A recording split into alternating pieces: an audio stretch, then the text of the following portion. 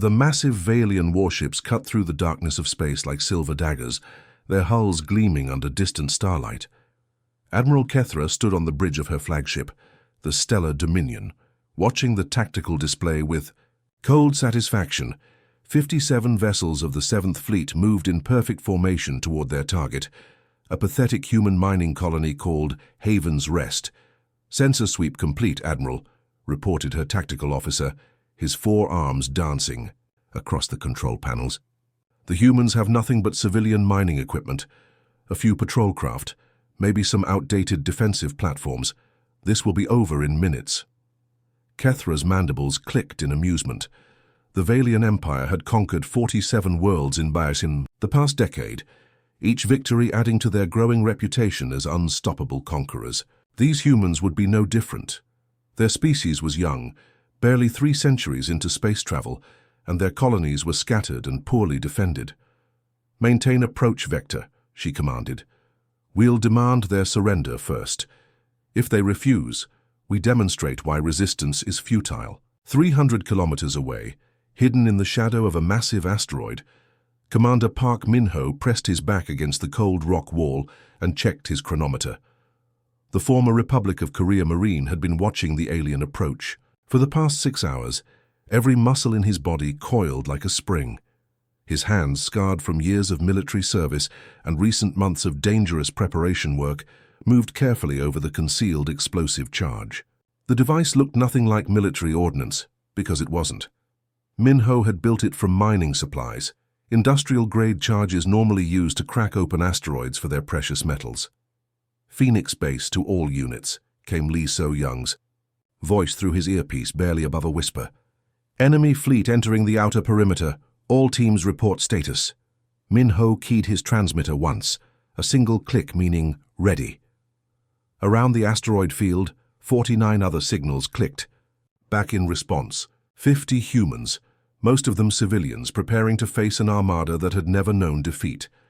Lee So-young sat in her hidden observation post, carved deep into an asteroid that looked like any other chunk of worthless rock.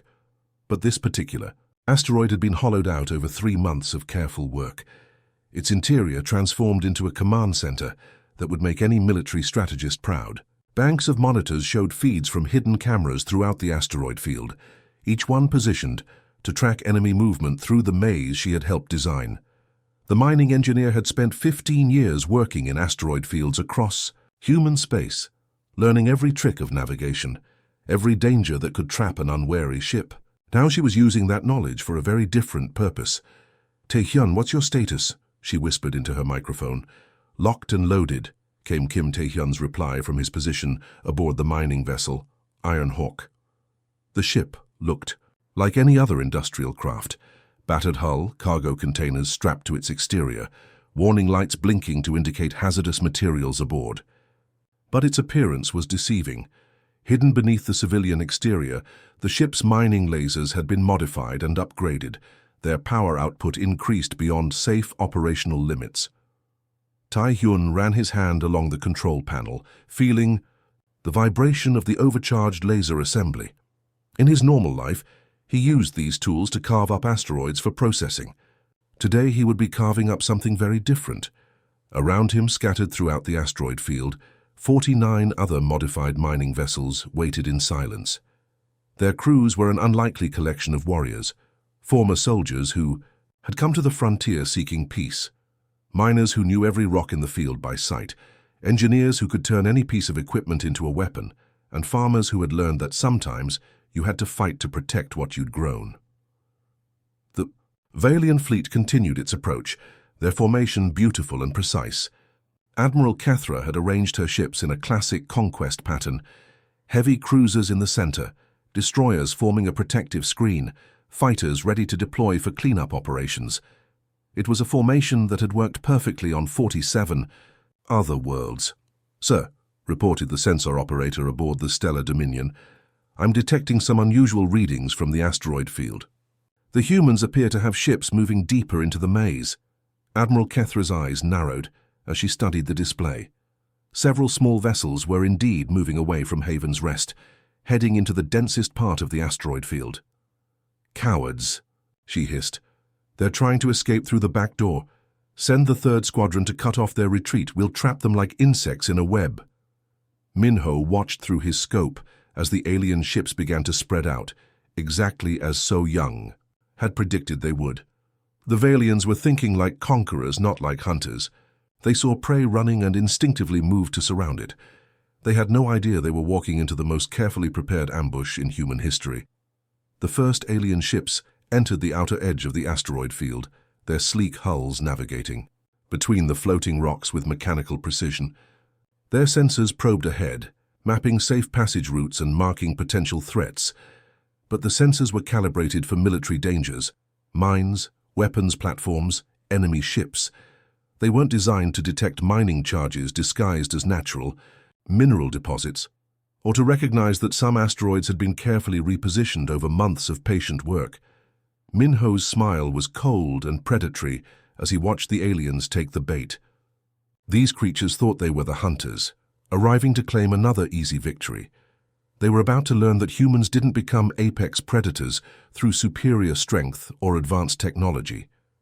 They became apex predators through superior cunning, endless patience, and the absolute refusal to surrender their freedom to anyone.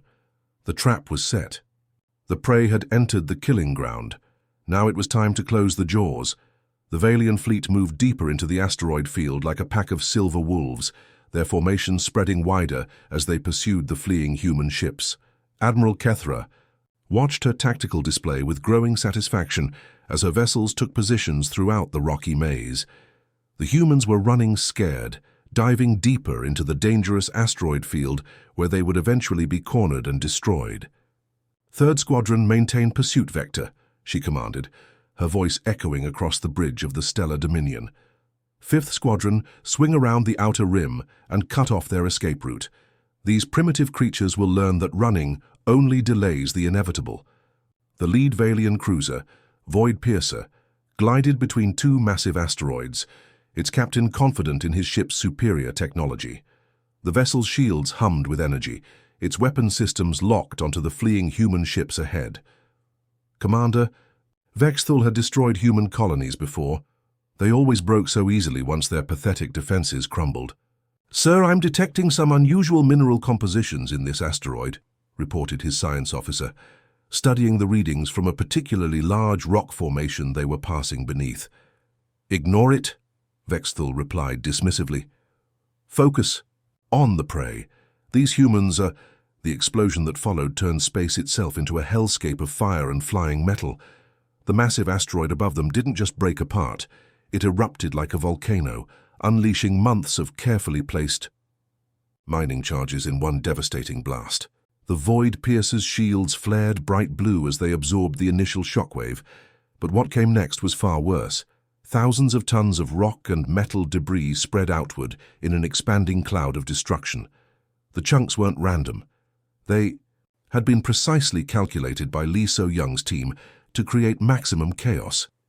Sharp fragments of asteroid core mixed with twisted pieces of mining equipment, creating a storm of projectiles that hammered against Valian hulls like deadly hail. "Shields holding at 60%, shouted the Void Piercer's tactical officer as his ship bucked and rolled under the impact. "But our sensors are completely blind. The debris field is interfering with all scanning systems."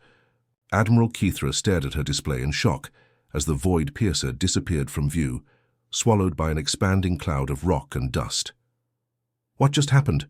Report." Before anyone could answer, Park Min-ho's voice whispered across the hidden human communication network. Now. The asteroid field came alive with deadly purpose. From concealed positions that had been prepared over months of careful work, human mining vessels emerged like sharks rising from the depths. These weren't military ships. They were industrial workhorses, built to survive in the harshest environments known to humanity. But today, they were predators. Kim Tae-hyun's Iron Hawk burst from behind a rotating asteroid, its modified mining lasers already charging to full power. The industrial cutting beam that normally sliced through solid rock now found a new target, the exposed hull of a Valian destroyer that had wandered too close to his hiding spot. The alien ship's armor, designed to resist energy weapons and kinetic projectiles, had never been tested against industrial mining equipment. The focused beam punched through the hull plating like a hot knife through butter, venting atmosphere and sending the destroyer spinning helplessly. "Target down," Taehyun called out, already swinging his ship around to engage another enemy vessel. His hands moved across the controls with the smooth confidence of someone who had spent years operating in dangerous asteroid fields. This was his territory, his element. Jung So-min's ore hauler mountain breaker emerged from between two asteroids like a mechanical monster, its massive cargo arms extended. But instead of carrying valuable minerals, the magnetic grapples seized chunks of debris from the first explosion, turning her ship into a deadly catapult. "Incoming fighters," she called out, spotting a squadron of Valian attack craft trying to navigate through the chaos.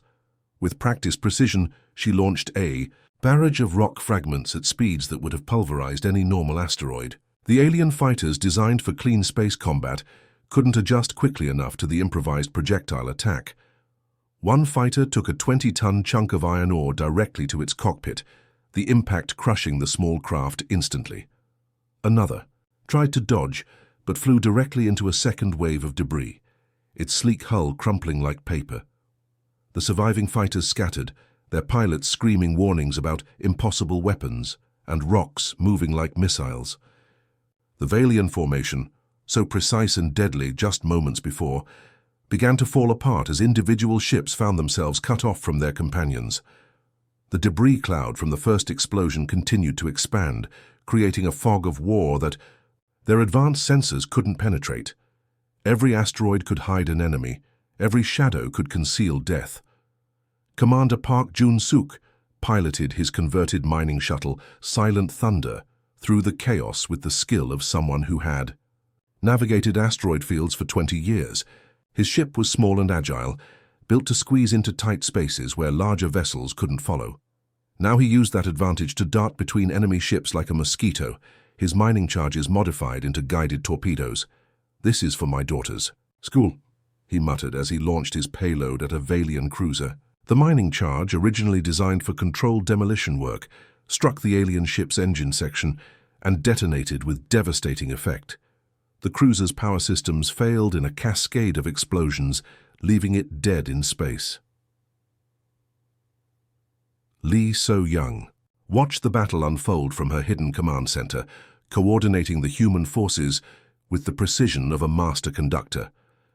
Every move had been planned, every contingency prepared for. Her screens showed Valian ships wandering blindly through the asteroid field, their formations broken, their confidence shattered. "Delta Team, move to intercept the destroyer trying to escape through Sector 7, she whispered into her microphone. "Gamma Team, that cruiser is trying to signal for reinforcements. Cut its communications array." The humans moved like ghosts through their own territory, appearing from nowhere to strike devastating blows, before vanishing back into the maze of asteroids. They fought not with superior technology, but with intimate knowledge of their battlefield, and the desperate courage of people defending their homes. Admiral Kethra stood frozen on her bridge as reports of disaster flooded in from across her fleet. Ships were disappearing from sensors, communications were breaking down, and her perfectly planned conquest was turning into a nightmare of confusion and death. "How are they doing this?" she whispered, staring at the tactical display that showed more red warning lights with each passing second. "They're just miners and farmers." But that was exactly the point.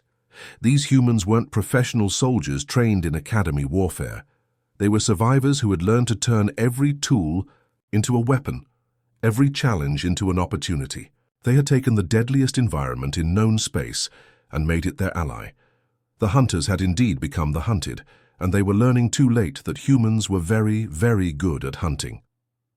Admiral Kethra's 4 eyes darted frantically across the tactical displays as another red warning light flashed on her command console. The Stellar Dominion's bridge, once filled with confident chatter, now buzzed with panicked reports from across her dying fleet. "Admiral, we've lost contact with the Void Piercer and 3 destroyers," her communications officer called out, his scaled hands trembling as he worked the controls. "The Star Render is reporting engine failures and Squadron 5 is completely scattered." Kethra's mandibles clicked nervously as she stared at the chaos unfolding before her. In 30 years of military service, she had never seen anything like this. Her intelligence reports had described Haven's Rest as a simple mining colony, farmers and rock diggers with outdated equipment and no military training. Instead, she was facing an enemy that fought like seasoned warriors who knew every secret. Of three-dimensional combat. These aren't civilians, she hissed, watching another of her ships disappear from the display.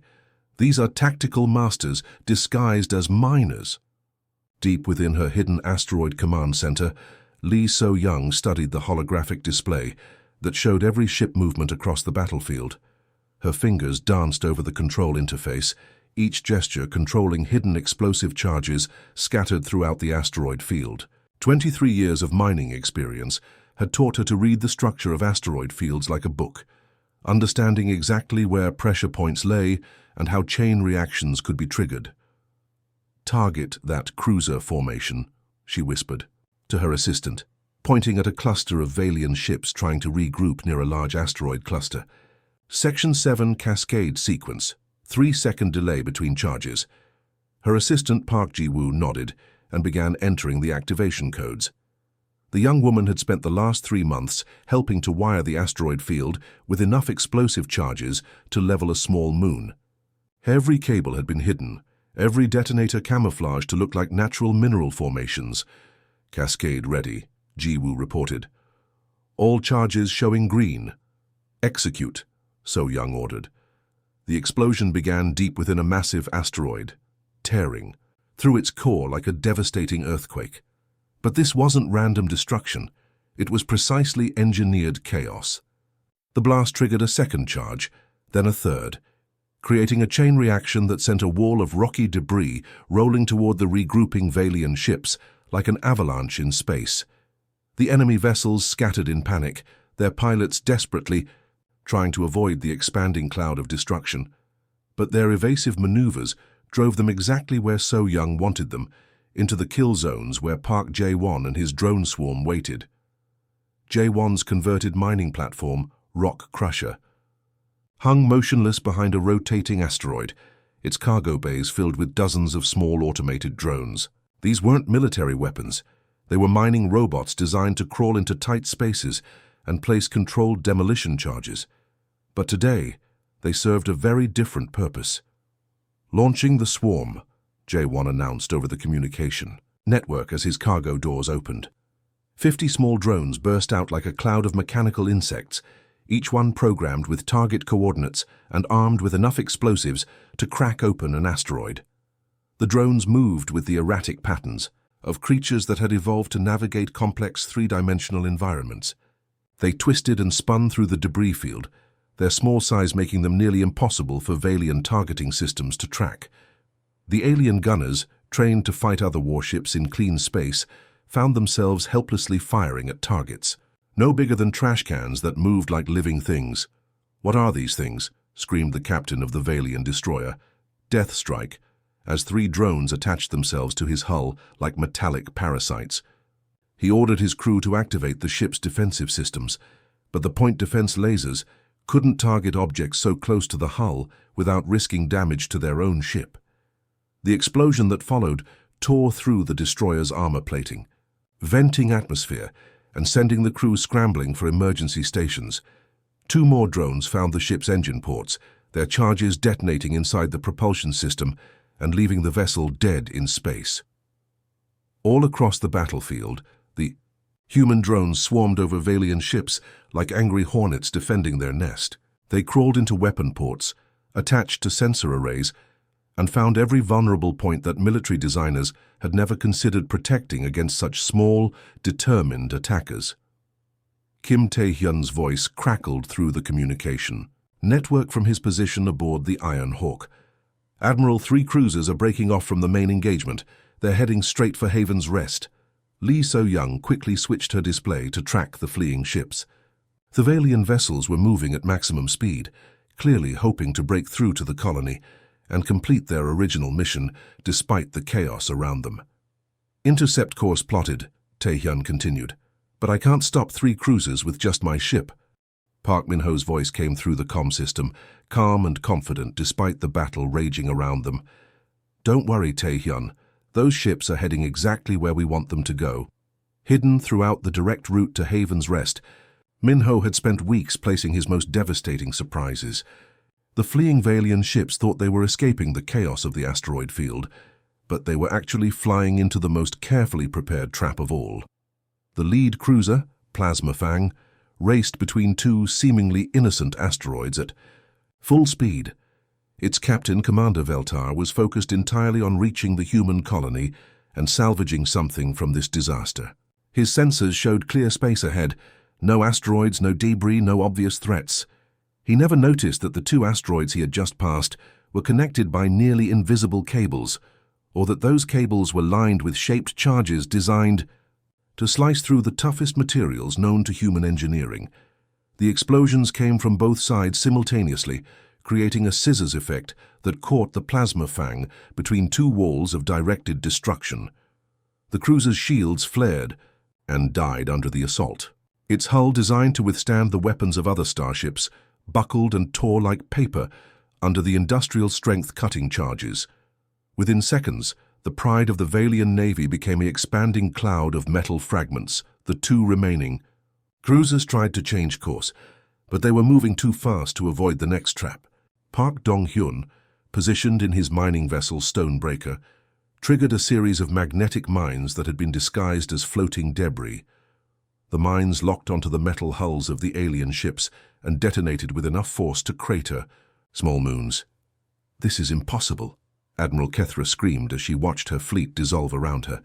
"They're using mining equipment against military vessels. It shouldn't work." But it was working, because humans had learned something that the Valian Empire never understood. When you're fighting for your home, for your family, for everything you've built with your own hands, you don't limit yourself to conventional weapons. You use everything: rocks, cables, mining charges, automated drones, even the physics of the asteroid field itself. Lee So-young smiled grimly as she watched the tactical display. The aliens had come expecting to fight farmers and miners. Instead, they were fighting humans, a species that had learned to survive in every hostile environment the galaxy could offer, and had turned that survival instinct into the deadliest weapon of all. The ingenious trap was working perfectly, and the Valian Empire was about to learn why you never corner a species that refuses to stay defeated. Admiral Kethra's hands shook as she gripped the command rail of her flagship, watching the tactical display show red warning signals across half her fleet. 28 ships destroyed or disabled in less than an hour. Her perfect formation had been torn apart by creatures she had dismissed as primitive rock diggers. "This ends now," she snarled, her four eyes blazing with desperate fury. "All remaining vessels, break off engagement and form up on my position. We are going to finish this the direct way." Her tactical officer, his scaled face pale with fear, looked up from his console. "Admiral, what are your orders?" "Target the colony directly," Kethra commanded, her voice echoing across the bridge. "If we can't defeat these humans in battle, we'll force them to surrender by destroying everything they've built. Charge all plasma cannons for orbital bombardment." The remaining Valian ships, 19 vessels that had survived the nightmare of the asteroid field, turned toward Haven's Rest like wounded predators seeking easier prey. Their weapons systems hummed with deadly energy as they prepared to rain destruction on the human settlement below. "All ships report ready," announced the weapons officer. "Bombardment formation achieved. Awaiting your command, Admiral." Kethra stared at the peaceful-looking colony through the main viewer. Dome-shaped buildings clustered around mining facilities, with small transport ships moving between landing pads. It looked so normal, so defenseless. Surely this would break the human spirit.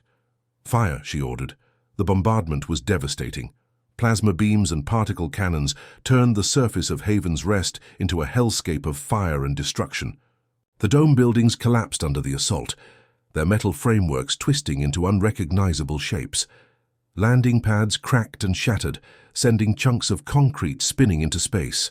The mining facilities disappeared in massive explosions that lit up the asteroid like a miniature sun. For 10 full minutes, the Valian fleet poured destruction onto the colony.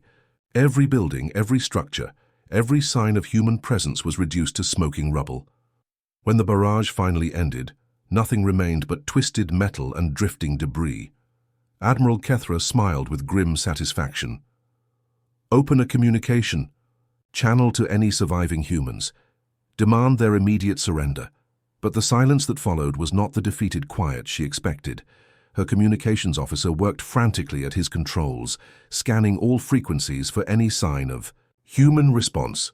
"Admiral," he finally reported, his voice tight with confusion. "I'm not detecting any distress signals, no emergency transmissions, no surrender requests, nothing at all." "Then scan for life signs," Kethra ordered. "Show me how many humans we killed. That should convince the rest to give up." The sensor officer's hands moved across his instruments, probing the devastated colony with every scanning device at his disposal. Minutes passed in tense silence before he looked up with an expression of complete bewilderment. "Admiral, I'm detecting no life signs in the debris. No bodies, no survivors, no casualties at all. The structures appear to have been—" He paused, checking his readings again. "Inflatable decoys. Sophisticated ones, but still fake." The bridge fell silent except for the hum of ship systems. Kethra stared at the tactical display, her mind struggling to process what she was hearing. Fake, all of it.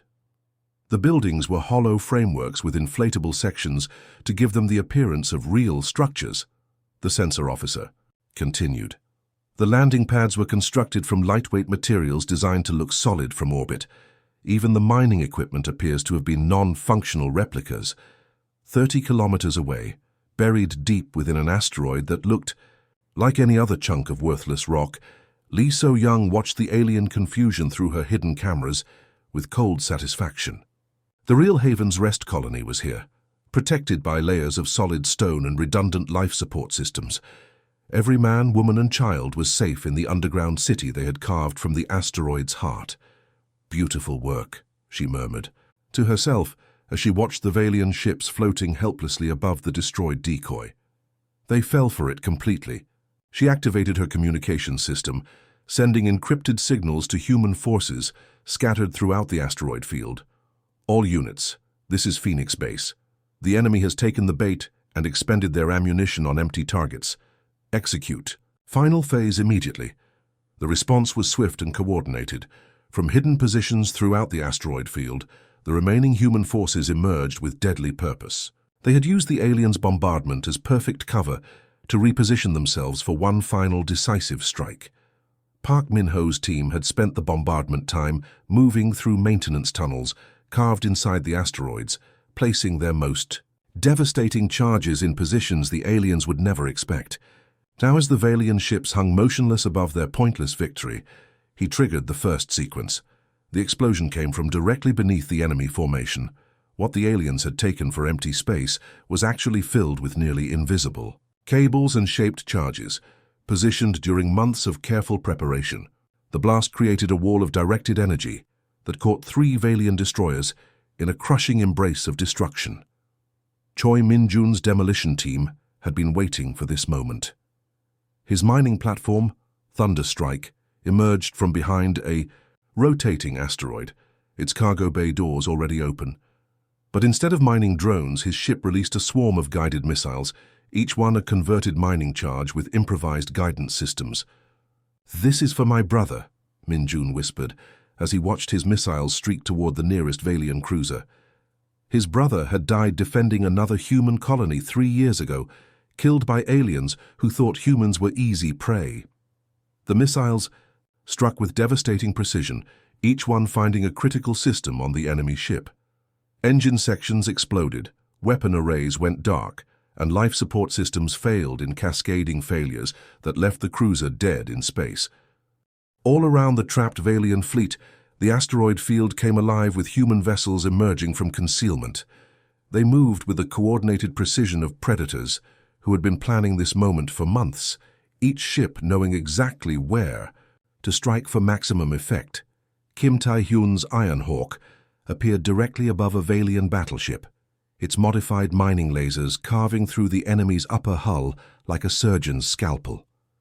The industrial beam, designed to cut through the hardest asteroids, found alien armor plating pathetically easy to penetrate. Jung So-min's ore hauler, Mountain Breaker, used its massive cargo arms to seize chunks of debris from the earlier battles, hurling them at enemy ships with the accuracy of a professional pitcher. Each impact sent Valian vessels spinning helplessly, their crews struggling to regain control.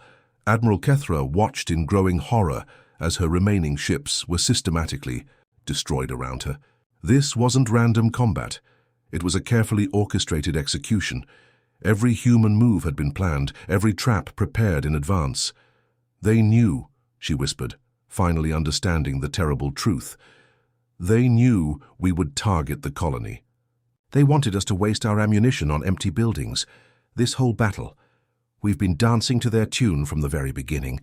The humans hadn't been fighting a desperate defensive battle. They had been methodically hunting the Valian, fleet-like apex predators stalking prey through familiar territory.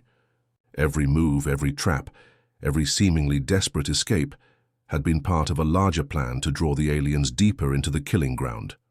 The hunter had indeed become the hunted, and the Valian Empire was about to learn that humans were very, very good at finishing what others started. The final trap was closing, and there would be no escape. The final moments of the battle unfolded with brutal efficiency. Admiral Kethra's flagship, Stellar Dominion, drifted helplessly through the asteroid field, its engines dead, its weapons offline, its crew trapped inside a tomb of twisted metal and failing life support systems. Park Min-ho's demolition team moved through the wreckage like ghosts, their modified mining suits allowing them to work in the vacuum of space. Each disabled Valian ship received the same treatment, a carefully placed charge that would ensure no survivors, no witnesses, and no chance for rescue. "Final sweep complete," Min-ho reported through his suit's communication system as he attached the last explosive device to a crippled destroyer. "All enemy vessels confirmed destroyed or neutralized." The Stellar Dominion's communication array flickered to life one last time, Admiral Kethra's voice crackling with static and desperation. "This is Admiral Kethra of the 7th Fleet. To any Valian forces, do not come to this system. These creatures, they're not human, they can't be human. No species fights like this. No species turns everything into a weapon. They made the asteroids themselves into soldiers. They turned mining equipment into instruments of death. The transmission cut to static as Min-ho's final charge detonated, silencing the Valian commander forever. Lee So-young emerged from her hidden command center aboard a small transport vessel, surveying the battlefield that had once been the pride of an empire. Debris from 57 Valian warships drifted through the asteroid field like metallic snow, their sleek hulls reduced to twisted fragments that would never threaten another human colony. Her expression showed no triumph, no celebration, only the cold professionalism of someone who had done a necessary but unpleasant job. The colonists of Haven's Rest had come to this remote corner of space seeking peace, hoping to build something beautiful among the stars. The Valian Empire had decided to take that peace away. Now the galaxy would learn what happened when you threatened humanity's children. Kim Tae-hyun's mining vessel. Iron Hawk moved methodically through the wreckage, its salvage arms collecting pieces of alien technology and data storage devices. The industrial equipment that had served as weapons just hours before now returned to its original purpose, extracting valuable materials from destroyed objects. "Data cores secured," Tae-hyun reported as his ship's computers began analyzing the recovered information. "Military deployment schedules, fleet compositions, target lists. Looks like we were just the first on a very long list of colonies they planned to conquer." The alien data painted a disturbing picture of the Valian Empire's expansion plans. Dozens of human settlements marked for pacification, millions of colonists who would have faced the same fate as Haven's Rest. The information was already being transmitted through quantum communication networks to every human outpost within 100 light years. The message was simple and clear. Humanity didn't start fights, but they always finished them. Jung So-min piloted her ore hauler through the debris field, her magnetic grapples collecting pieces of alien hull plating for analysis. Her ship's industrial scanners, designed to identify valuable minerals in asteroids, now catalogued the technological capabilities of a fallen empire. "Their armor is impressive," she noted, examining a twisted section of battleship hull. "But it was designed to stop energy weapons and kinetic projectiles, not industrial cutting lasers operating at full power. They never considered that someone might use mining equipment as weapons of war." Deep in space, far from the battlefield, automated, monitoring stations belonging to other alien civilizations detected fragments of the battle's electromagnetic signatures. The quantum echoes of destroyed ships and detonated weapons created ripples that traveled faster than light, carrying news of the Valian fleet's destruction to intelligence networks across the galaxy. In the crystal spires of the Zentorian Collective, military analysts studied the intercepted battle recordings with growing unease. The tactical displays showed impossible things: civilian mining equipment defeating advanced warships, industrial tools transformed into weapons of devastating effectiveness. "How did they coordinate so precisely?" asked senior analyst Crixtal, his crystalline features reflecting the glow of the holographic battle displays. "These humans had no military infrastructure, no command hierarchy, no formal training, yet they fought with better coordination than our best battle fleets." His assistant, a younger Zentorian named Velcris, highlighted sections of the recording where human mining vessels emerged from concealment with perfect timing. They used their civilian communication networks to coordinate the attack. Their mining operations required precise timing and coordination to avoid accidents. They simply applied those same skills to warfare. The footage was disturbing in ways that went beyond mere military defeat.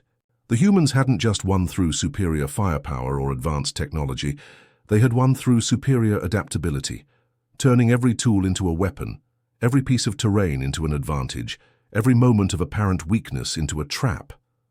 But what truly terrified the alien observers were the moments when human faces appeared in the battle recordings. In the midst of deadly combat, surrounded by the vacuum of space and facing impossible odds, some of the humans were smiling.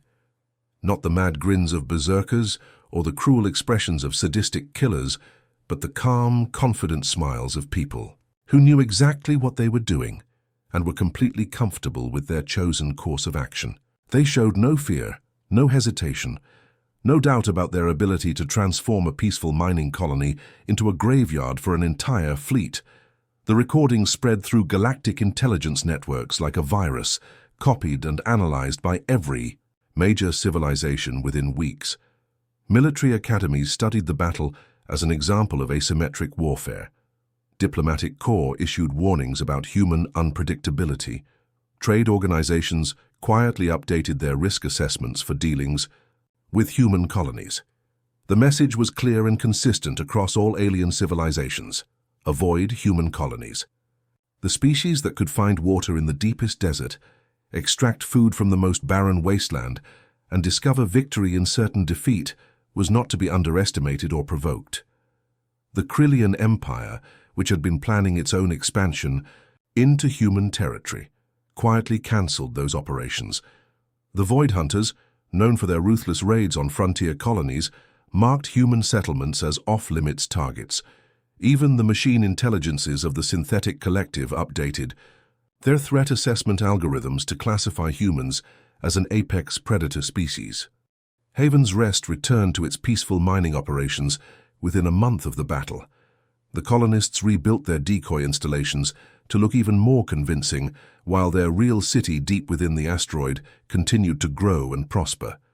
Children played in underground parks, farmers tended hydroponic gardens, and miners went about their daily work of extracting valuable materials from the asteroid field.